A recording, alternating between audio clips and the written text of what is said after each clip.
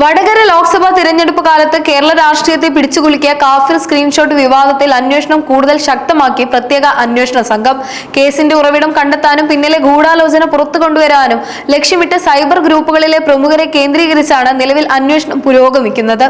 മുൻ സർക്കാർ അധികാരത്തിലിരിക്കെ അവസാനിപ്പിച്ചെന്ന് കരുതിയ കേസ് ഭരണം മാറിയതിനു ശേഷം വീണ്ടും സജീവമാക്കുകയായിരുന്നു. ഹൈക്കോടതി ഇടപെടലിനെ തുടർന്ന് രൂപീകരിച്ച പുതിയ SIT കേസിന്റെ ഗൗരവം കണക്കിലെടുത്ത് കടുത്ത നിയമ നടപടികളിലേക്കാണ് നീങ്ങുന്നത്.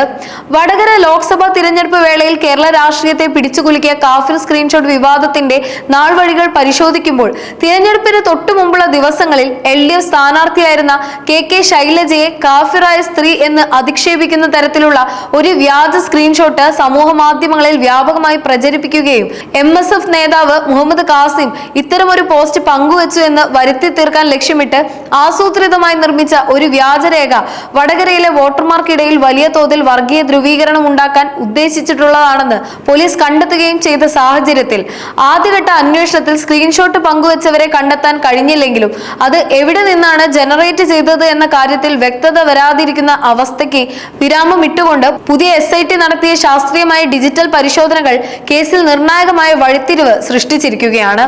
DYFI തിരുവള്ളൂർ ബ്ലോക്ക് കമ്മിറ്റി അംഗം ജിതിൻ ഭാസ്കറിനെ കഴിഞ്ഞ ദിവസം ചോദ്യം ചെയ്തതോടെയാണ് അന്വേഷണം വടകര സ്ക്വാഡ് എന്ന സൈബർ ഗ്രൂപ്പിലേക്ക് എത്തിയത്. CPM അനുകൂല വാട്സ്ആപ്പ് ഗ്രൂപ്പായ വടകര സ്ക്വാഡിൽ നിന്നാണ് സ്ക്രീൻഷോട്ട് വ്യാപകമായി പ്രചരിച്ചത് എന്ന് അന്വേഷണ സംഘം സ്ഥിരീകരിക്കുന്നു. ജിതിൻ ഭാസ്കറിന്റെ ഫോണിൽ നിന്നാണ് റിബേഷ് രാമകൃഷ്ണനിലേക്ക് ഈ വ്യാജ സന്ദേശം എത്തിയതെന്നാണ് പുതിയ കണ്ടെത്തൽ. ഇതിന്റെ അടിസ്ഥാനത്തിൽ നേരത്തെ ചോദ്യം ചെയ്യലിന് ഹാജരായ റിബേഷ് രാമകൃഷ്ണൻ, മനീഷ്, അതുൽ എന്നിവരെ വീണ്ടും ചോദ്യം ചെയ്യാൻ SIT വിളിപ്പിച്ചിട്ടുണ്ട്. നേരത്തെ തനിക്ക് എവിടെ നിന്നാണ് സ്ക്രീൻഷോട്ട് ലഭിച്ചതെന്ന് വെളിപ്പെടുത്താൻ റിബേഷ് വിസമ്മതിച്ചിരുന്നു. എന്നാൽ ഇത്തവണ കർശനമായ ചോദ്യാവലികളുമായാണ് സംഘം മുന്നോട്ട് പോകുന്നത്. കേസിലെ യഥാർത്ഥ ഉറവിടം കണ്ടെത്താൻ ഫേസ്ബുക്കിന്റെയും വാട്സപ്പിന്റെയും മാതൃകമ്പനിയായ മെറ്റയോട് വീണ്ടും വിവരങ്ങൾ തേടാൻ SIT തീരുമാനിച്ചു. IP അഡ്രസ് അടക്കമുള്ള ഡിജിറ്റൽ തെളിവുകൾ ലഭിച്ചാൽ മാത്രമേ സ്ക്രീൻഷോട്ട് നിർമ്മിച്ച വ്യക്തിയിലേക്ക് നേരിട്ടെത്താൻ സാധിക്കൂ. നിലവിൽ ലഭ്യമായ ശാസ്ത്രീയമായ തെളിവുകൾ വെച്ച് വരും ദിവസങ്ങളിൽ കൂടുതൽ അറസ്റ്റുകൾ ഉണ്ടാകാൻ സാധ്യതയുണ്ടെന്നാണ് സൂചന. ഈ നീക്കങ്ങൾ രാഷ്ട്രീയ പ്രേരിതമാണെന്ന ആരോപണവുമായി CPM രംഗത്തെത്തിയിട്ടുണ്ട്. എന്നാൽ കേസിൽ നീതി ലഭ്യമാക്കണമെന്നാവശ്യപ്പെട്ട് തുടക്കം മുതൽ നിയമ പോരാട്ടം നടത്തുന്ന പാറക്കൽ അബ്ദുള്ള MLA പുതിയ അന്വേഷണ സംഘത്തിന്റെ പ്രവർത്തനങ്ങളെ സ്വാഗതം ചെയ്തു. വ്യാജ പ്രചാരണം നടത്തിയവർക്കെതിരെ കടുത്ത IT വകുപ്പുകൾ ചുമത്താനാണ് പോലീസിന്റെ നീക്കം. വ്യാജരേഖ ചമയ്ക്കൽ, ഗൂഢാലോചന, മതസ്പർദ്ധ വളർത്താൻ ശ്രമിക്കൽ തുടങ്ങി പ്രതികൾക്ക് എളുപ്പത്തിൽ ജാമ്യം ലഭിക്കാത്ത തരത്തിലുള്ള കുറ്റങ്ങളാണ് ചുമത്തുന്നത്.